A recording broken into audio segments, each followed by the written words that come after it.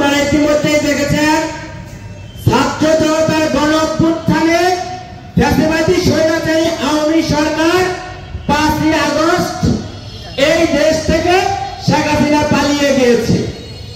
কিন্তু শেখ হাসিনা পালিয়ে যাওয়ার পরেও তার দোষরটা কিন্তু এখনো বিভিন্ন জায়গায় ছড়িয়ে ছিটিয়ে আছে।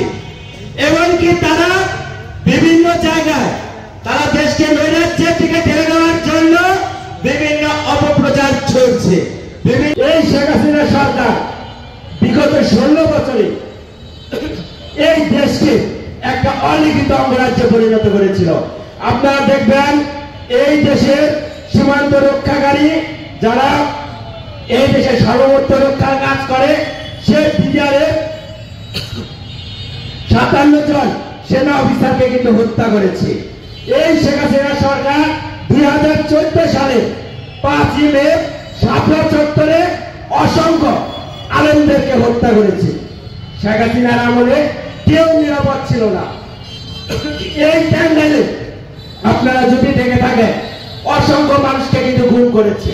এই টাঙ্গাইলের অনেক জায়গায় বাস স্ট্যান্ড, সিএনজি স্ট্যান্ড বিভিন্ন জায়গায় কিন্তু তারা চাঁদাবাজি করেছে এবং দেশকে কিন্তু একটা অলিখিত ভারতের একটা অঙ্গরাজ্যে পরিণত করেছিল। বর্তমান সরকার এমনকি বর্তমানে ছাত্র শ্রমিক জনতা এই ফ্যাসিবাদী আওয়ামী লীগের অপকর্মের বিরুদ্ধে একের পর এক কিন্তু কাজ করে যাচ্ছে এমনকি তাদের যে অপকর্মগুলো সেগুলো কিন্তু তুলে ধরছে। ইতিমধ্যে আপনারা দেখেছেন বিভিন্ন জায়গায় গণ অধিকার পরিষদ এই আওয়ামী সরকারের যে অপকর্ম ছিল, গণহত্যা ছিল, এর প্রতিবাদে বিভিন্ন জায়গায় গণ অধিকার পরিষদ আন্দোলন সংগ্রাম করেছে। এই অন্তর্বর্তীকালীন সরকার এই ছাত্র শ্রমিক জনতার রক্তের উপর দাঁড়িয়ে সরকার, অথচ 6 মাস অতিবাহিত হওয়ার পরে আওয়ামী দলকে যে একটা সন্ত্রাসী দল, সেই সন্ত্রাসী দলকে সেই অন্তর্বর্তী সরকার কিন্তু এখনো নিষিদ্ধ করতে পারেনি। আমরা বলতে চাই এটা অন্তর্বর্তীকালীন সরকারের ব্যর্থতা। এই 6 মাসেও কেন এই আওয়ামী সন্ত্রাসী দলকে এখনো পর্যন্ত নিষিদ্ধ করা হয়নি?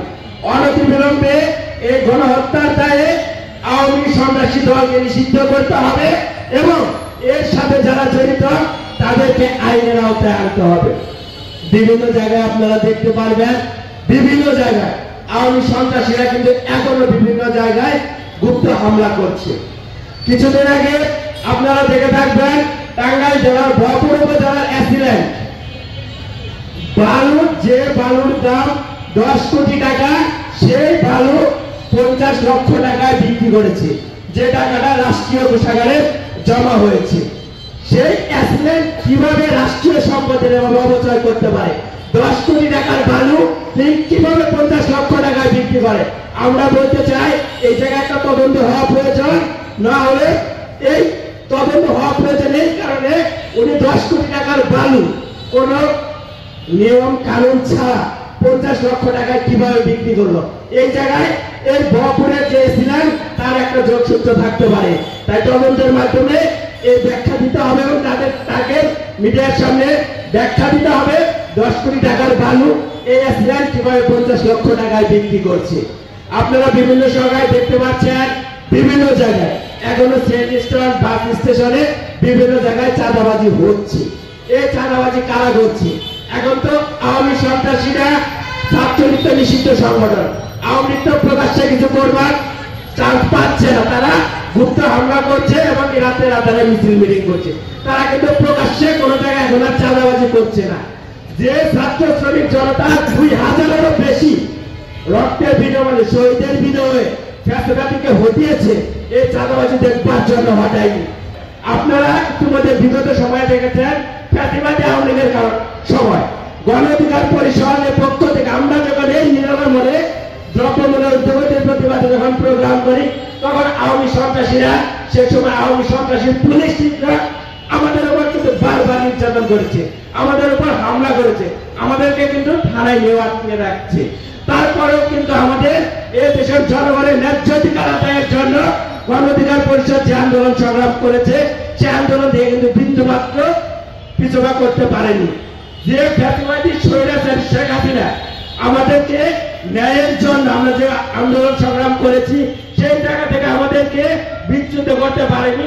এখনো যদি কেউ সেই ফ্যাসিবাদী কায়দায় কিছু করতে চায় তাদের বিরুদ্ধেও গণ অধিকার পরিষদ রাজপথে আন্দোলন সংগ্রাম করে তুলবে।